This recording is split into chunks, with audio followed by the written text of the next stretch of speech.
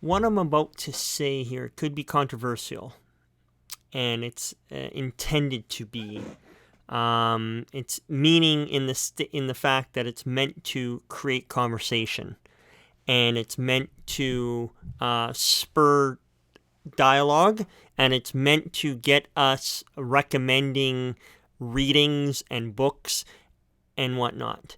I am of the belief, and it's growing stronger and stronger almost on a daily basis, but it's been brewing for probably 10 plus years, is the fact that our Canadian cops are Nazis, and the majority of most Canadians are falling in line with being a Nazi as well. So let's dig into that after the break. So what do I mean? Boy, if I'm saying all Canadian cops are, I'm of the belief that the Canadian cops are pretty Nazi-ish, and most Canadians are Nazis. That's usually that's only reserved nowadays for when you're fighting somebody in some kind of debate and you don't like what they say, and then you just call, oh, you're a Nazi. And it's kind of funny because you can be called a Nazi and you're on the left and you're on the right and you're a Jew and you're a this and you're that, and everybody can call everybody a Nazi. But I'm actually referencing the thinking, the pattern, the action patterns, and many of the philosophies behind the actual party, the Nazi party.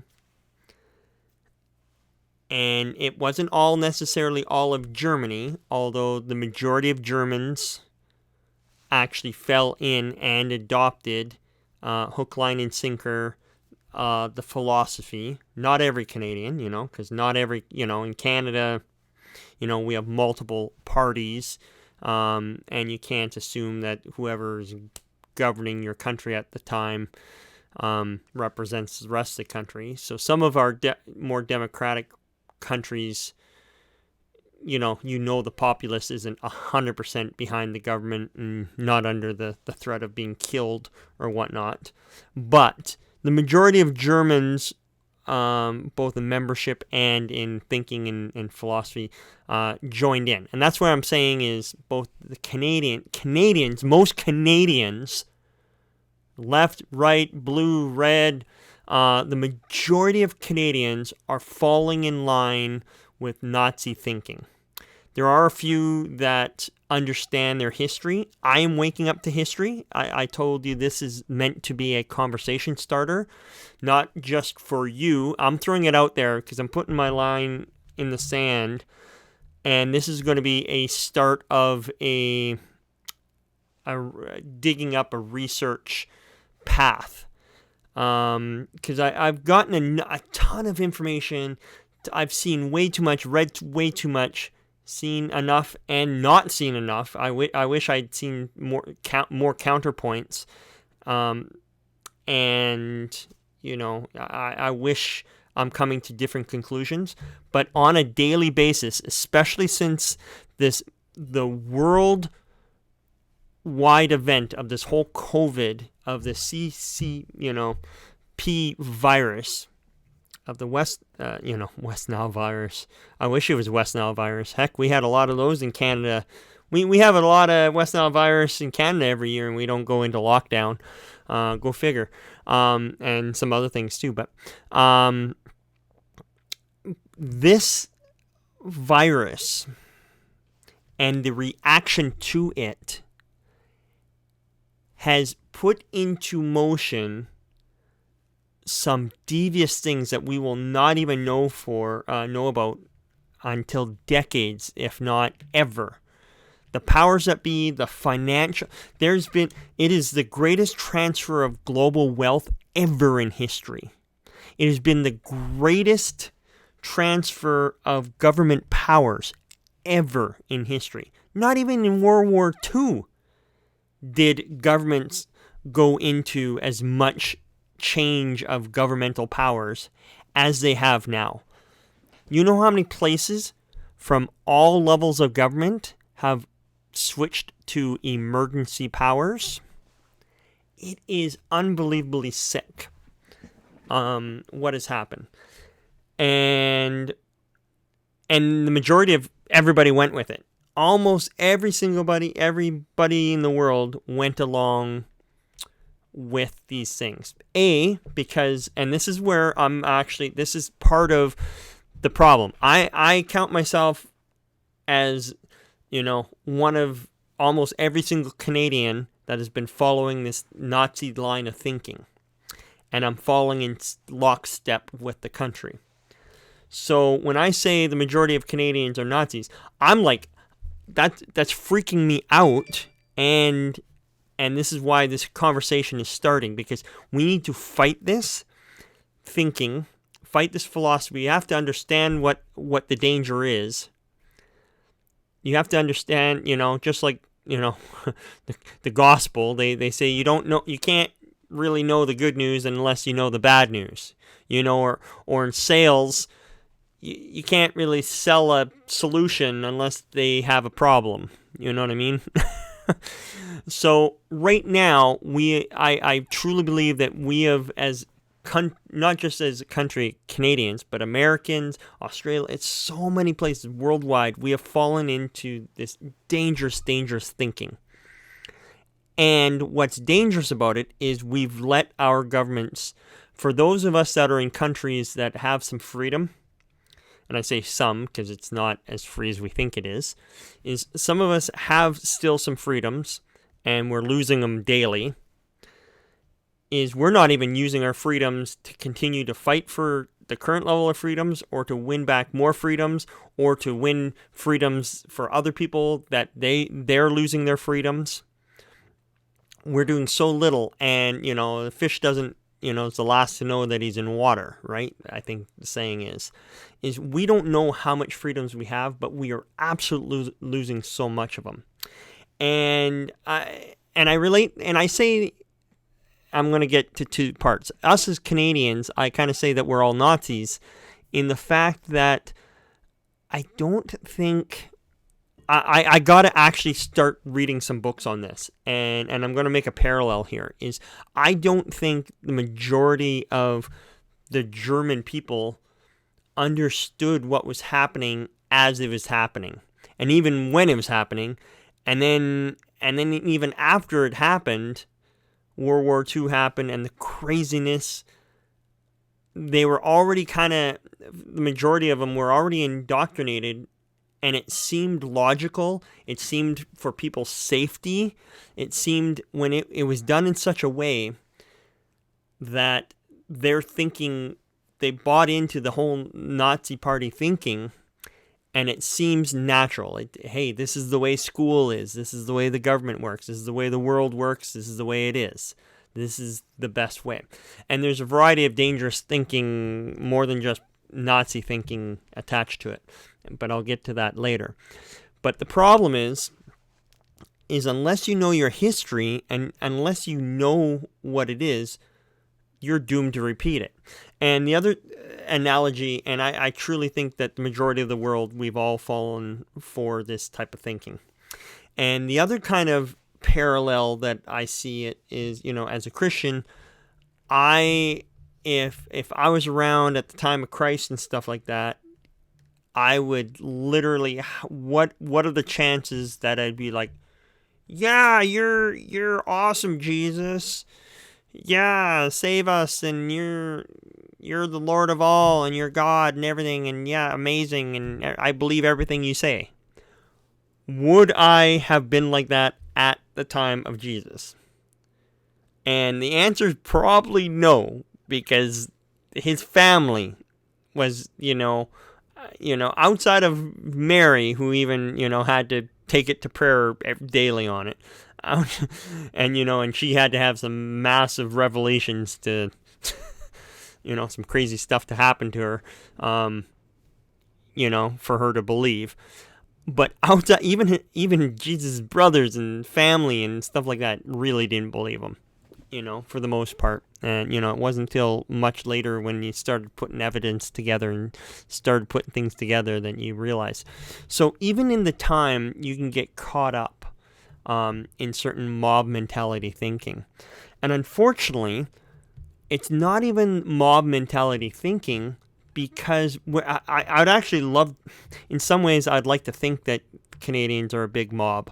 And Twitter and Facebook and our social media has definitely weaponized the ability to have polarized thinking and quick, shoot from the hip, short, clickable, sound bites and Twitters and tweets and things like that. Like anything you say in a tweet, like heck, I text message with people, and as soon as there's any hint of emotion, I'm slowly learning to end the conversation quickly and get somebody at least on the phone call. Because man, text messages, even if you're not limited, it is a limited form of communication, and you mess it up. But I wish Canadians in some ways were of the mob mentality. Unfortunately, I think most Canadians and Americans and whatnot, we are, and this is a whole era of history I'd have to study up and learn about too. But what I understand is I see us brain dead individual citizens of our country that are crying out, as our country's going down the tubes, we're crying out for our bread, and we're crying out for our games and our entertainment.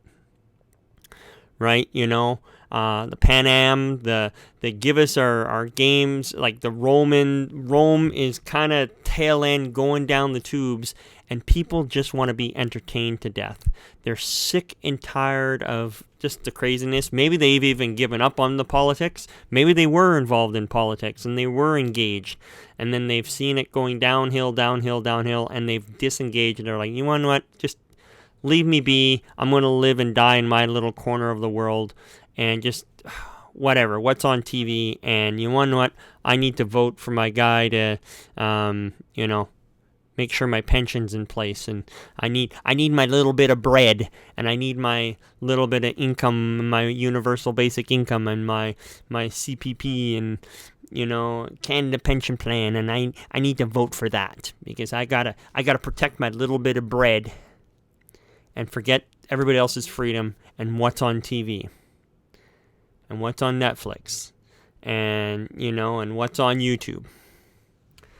And video games, heck, I could entertain my life away with video games, or I can address this issue, the fact that I think almost every Canadian is a Nazi.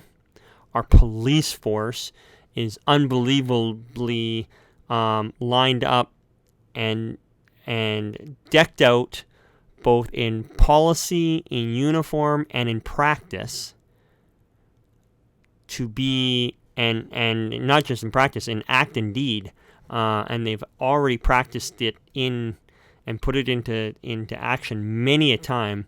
Very Nazi-like systems and policies and procedures. But in Canada, and we're not far behind some of these other countries here. The whole thing with the COVID was supposed to be, lockdown, emergency.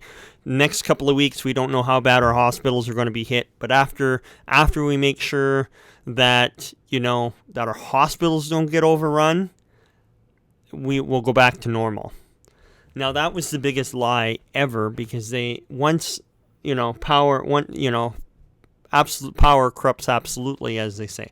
And they literally gave themselves governments from municipal to provincial and state to federal and our national governments. They gave themselves all emergency powers, and they all got power hungry. And they all what transparencies we had in government went out the window. And we're fighting for, now it's like giant fights over just to try to get transparency back into the actions that they've been doing for the last 8-9 months. And they're like, no. That's for under the guise of safety. And we can't be transparent because that might jeopardize some of the things we did. You think? Of course. But anyways, I'm sure you did some shady things and you don't want some transparency on that. So, literally our cops.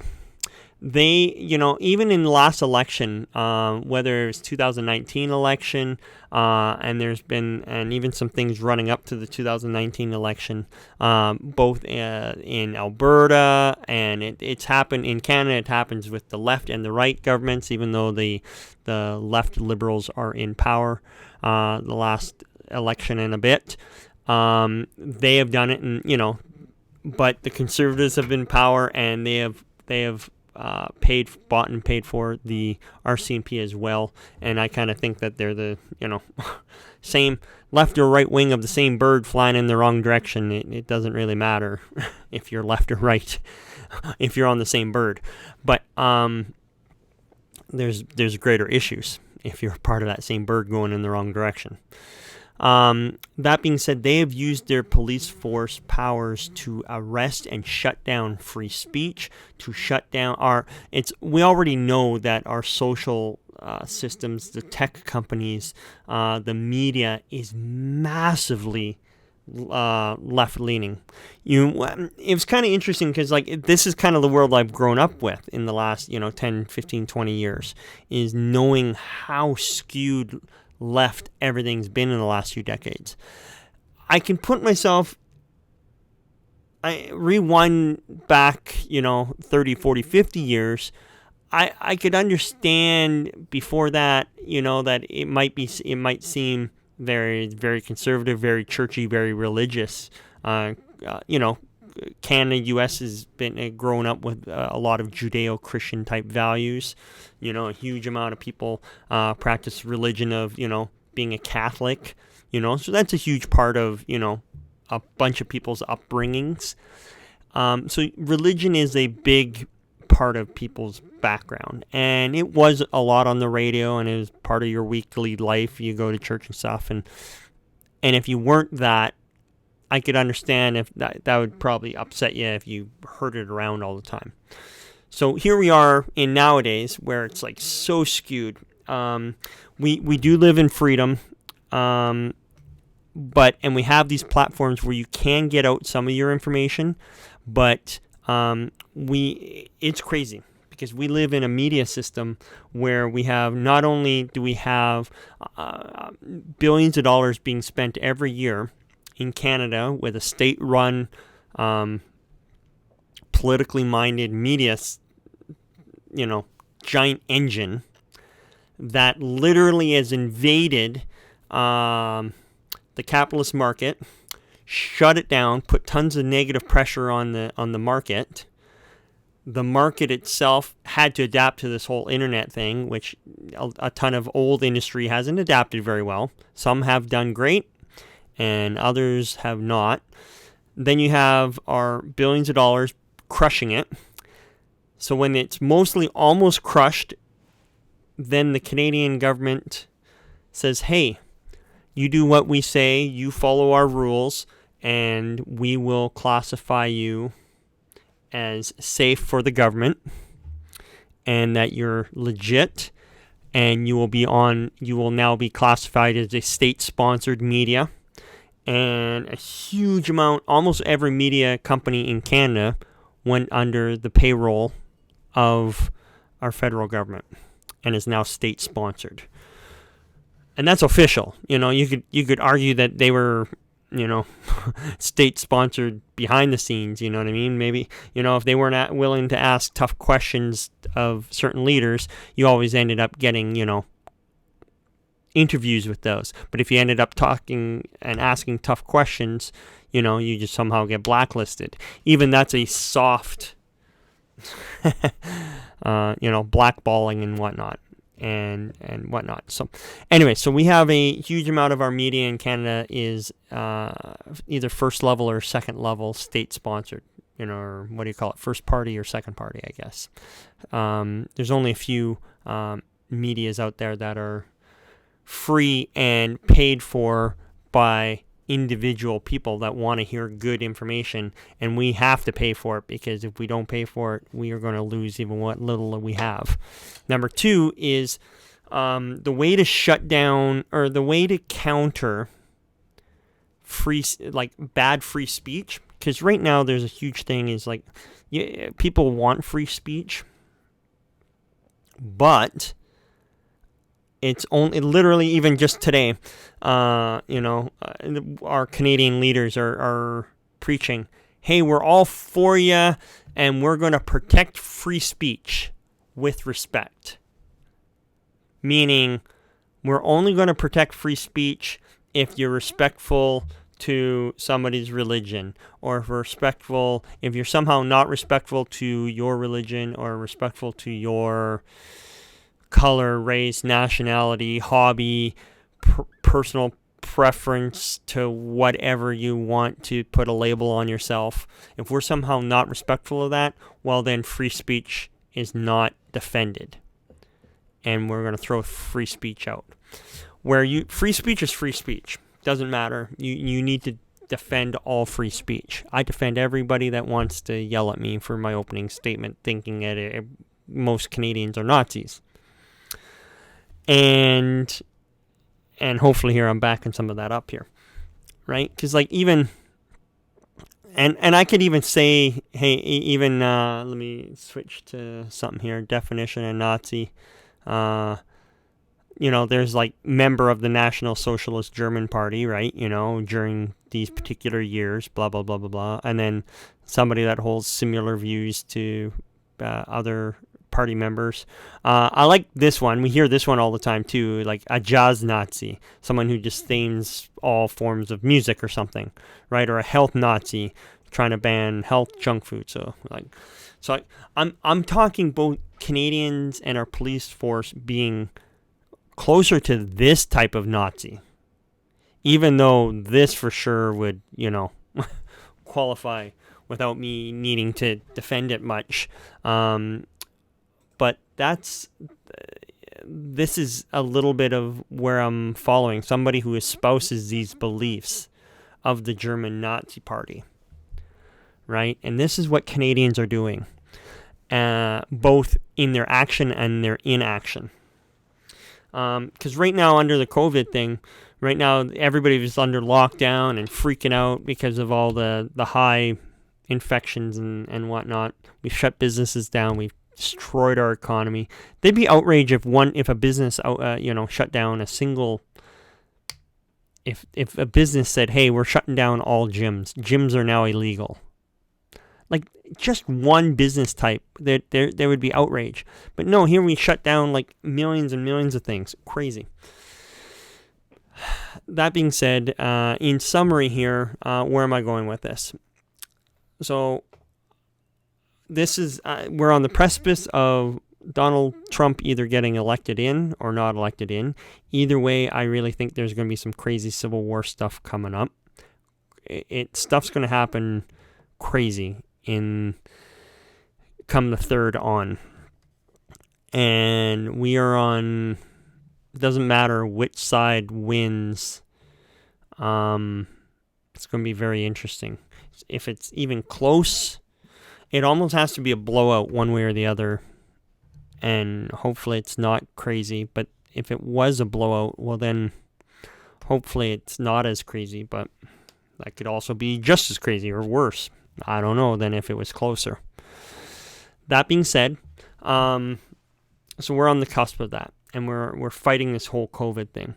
Right now, places like Australia, New Zealand are unbelievable. And Canada's right behind. Canada's already laying the groundwork for the craziness. We've already implemented, I think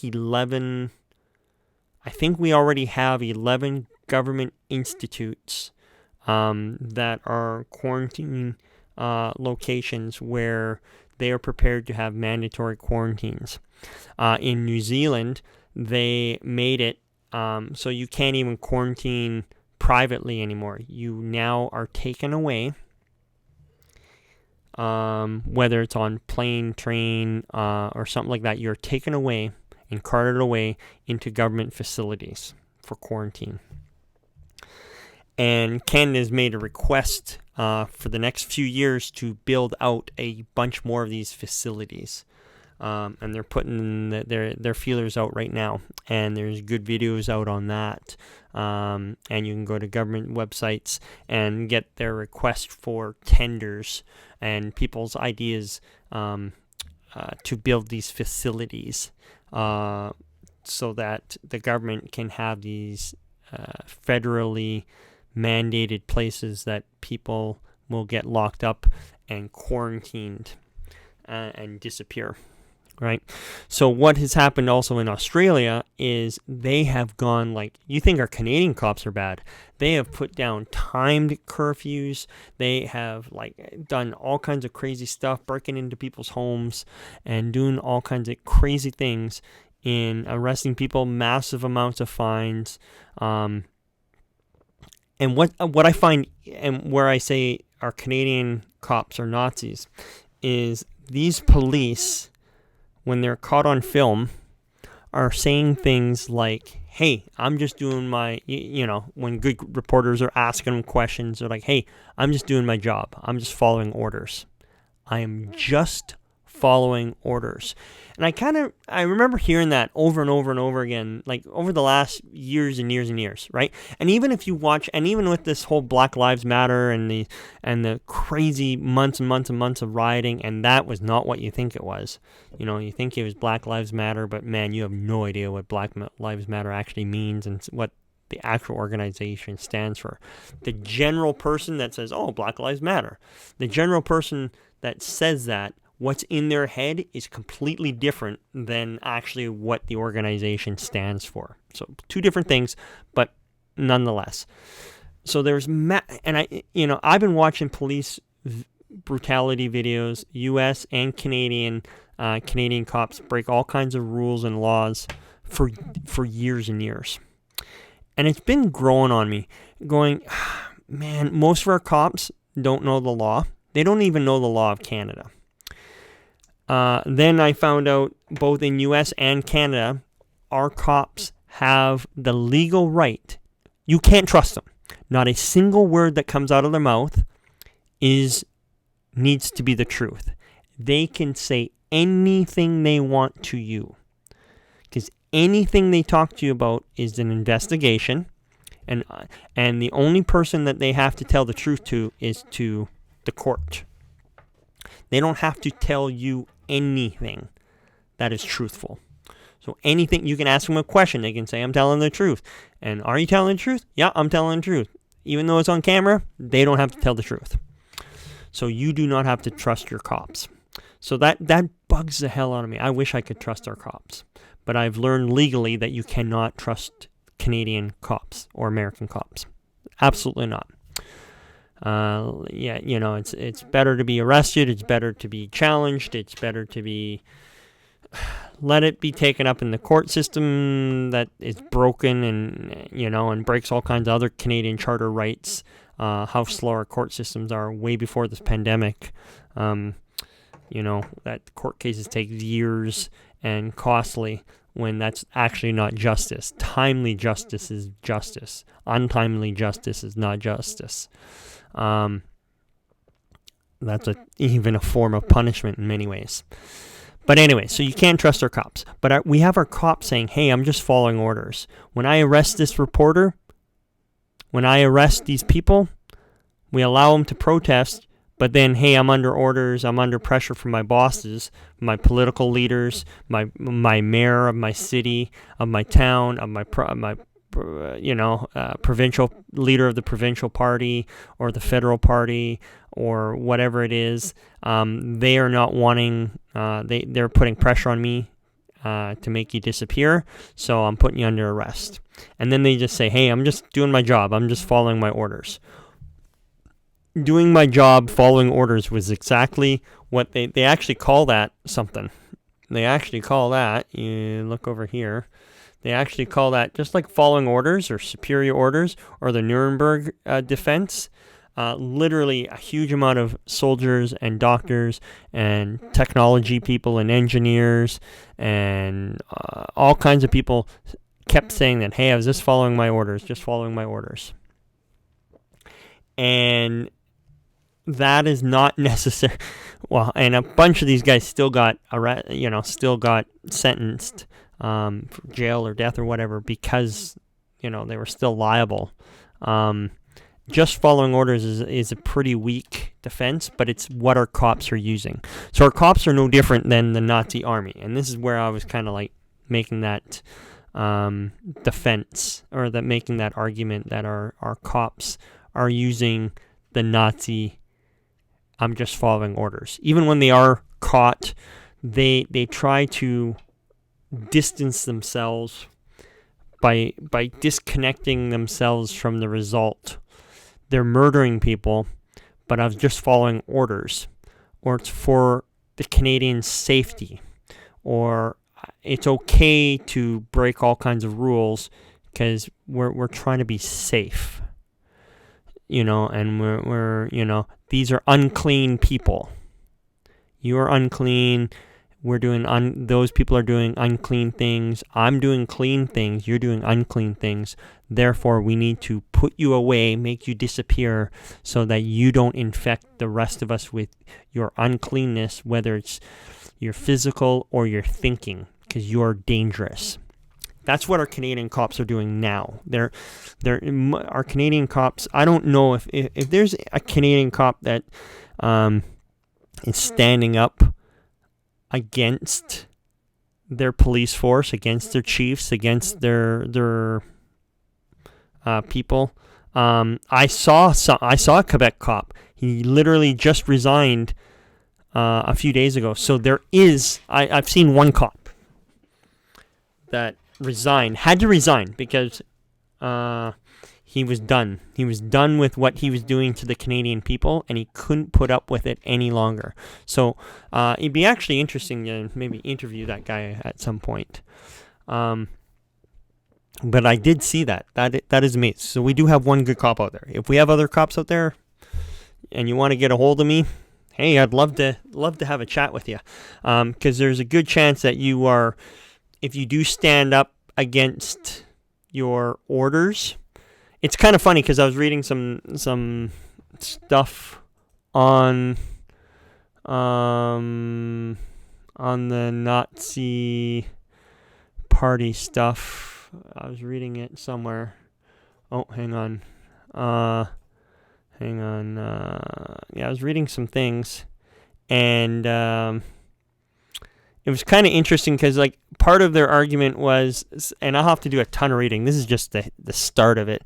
But part of the obeying orders thing is, like, a bunch of them said, hey, if you obeyed orders, or if you didn't obey orders, you could literally be shot. If you didn't obey an order from your superior, man, you could just get shot in the back room or something. Right in front of everybody, and everybody else has to follow rules. So there is that. For some reason, that's the way I would have just thought. And all of Nazi Germany was portrayed under fear and things like that. I just kind of read some stuff where it's like there's enough willing participants that you could politely decline, doing immoral things or killing people. If you thought something was unlawful, the Nazis would let you go away, and they'd reassign you to a less controversial topic, and there'd be enough willing participators to kill the Jews and do a bunch of illegal things, which I've never heard this before. So this is going to be very interesting. I'm going to have to do some reading up on that. But I would have just assumed, man, if you step out of line, you're done for physically. In a very physical sense, you'd put your life on the line. In Canada, if you stood as a cop, if you stood against your superiors, you will be probably blasted by the majority of your other cops buddies, and you'd probably be harassed and raised and or even pressured to quit. And so anyways, this guy, at least one guy, retired because, of course, you can't change the system from within because our Canadian system is too corrupt. And we got to have people change it. And I'm also not for legislation. And yes, I even run for government and whatnot, federal government, trying to change things. But I'm also of the belief that, no, you can vote in the most perfect government in the world, but if you have an ignorant voting population, ignorant of things and disengaged, and not a at least somewhat intellectual voter base, you will corrupt every single perfect government you vote in. Doesn't matter. And because the government comes from the populace, you're voting from a pool of vile thinking to begin with, and we're putting them into power. So if you got ignorant people getting voted into positions of power, and then you have the rest of the ignorant people that we voted them in, we're not even keeping them accountable, and we don't know our rights and our rules and our regulations and our freedoms, and our responsibilities. Heck, we always talk about our Charter of Rights and civil rights and our God-given rights. Well, when you get into leadership and you get into real things, you also get into not just rights, but our responsibilities. With every blessing should come massive amounts of responsibility. We have been given with one of the best, provenly the human's best, closest to most perfect, economic systems out there. And you either can use it for great blessing, to bless yourself and to bless others and to pass it on and to serve others and serve the down and out and to multiply and just bless, or you can kind of bitch and complain and you cannot take advantage of it, and we as a society lose it, which is happening. So there's some of that. That's kind of what's crazy there. So in conclusion, I'm really against every Canadian as well. Like, I'm starting to read up on things where it's like, how did the general populace of Germany, somehow fall for Adolf Hitler's? Was he that charismatic? Was he that, like, it was a million little things that all add up.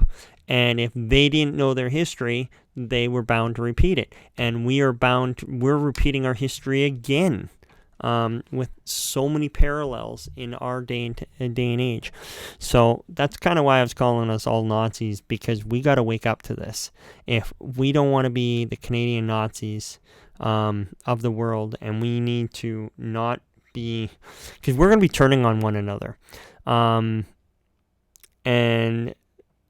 the governments around the world are going to be using this COVID thing as a guise of safety, whether it's COVID or, version 2, whatever comes out in a couple of years. This COVID thing's going to be running for a few years. They're going to milk it for whatever it's worth. There might be some quiet time, and then they'll come out with the next one, and it'll be probably even a little worse. And then we're going to be so used to the what they've done now that they'll go back to it and extend it and push their powers, and they'll be prepared to be able to do anything they want at that time, and all kinds of stuff's going to happen then too. But anyways, that's where I'm going with things, right? So anyways, we barely have any cases, and that's the danger part is, say like in PEI, New Brunswick, Nova Scotia, you barely have any cases. It's kind of like New Zealand. They barely had any cases, and they are actually some of the most crazy lockdown countries, locking people up in government facilities. A prime minister that says, getting tested is volunteer, but we're going to make you disappear, lock you up in a government facility for 14 days to make sure you're safe. And then if you do not take a test even after that 14 days, we're going to deem you as still not safe and quarantine you again for another 14 days and another indefinitely until you take the test. So there's a government facility just making you disappear. And here's what you would consider a country. Canada is right lock in step with New Zealand and Australia and US and UK. We're not between, some of those countries, those 4, 5, 6 countries, we're all pretty identical. So if they're going off the board on some of their craziness, Canada's not far behind. And the Australian police force, what they're doing that's what's happening in Canada. It can happen. It has happened in small amounts, and it's going to get even worse. Because we were doing good here. You look at a second wave or whatever. Numbers are going up. Doesn't matter if the numbers went down to 0, and then we saw a little spike like this. There would be massive lockdowns and all kinds of government intervention, even on little things. So it doesn't matter if we get to 0. In fact, it's worse. When things are going to get worse when we get to zeros for a while, and then there's a few cases. It's going to get worse. So anyways, guys, that's my rambling for now. Sorry to put you through this. And I thought it'd be a little bit more succinct, but at the same time, there's some stuff I needed to get off my chest. Because all kinds of crazy stuff's happening, and I'm putting it out there, so then when stuff I say, 6 months ago happens, I'll be like, I was telling you guys about it. But anyways, because this is... Now, if you want to reach out to me, contact me. Hey, you can, I'm sure, leave me some comments, questions in the bottom. Who knows if I get demonetized? Not that I'm not monetized, but I'm a small channel, not anywhere near monetized. But hey, someday maybe I will have a big platform. That's a goal, is to have a big platform and to actually wake up Canadians to be a better citizen of your faith and of our countries. So fight for freedom, and we'll talk to you later. Bye-bye.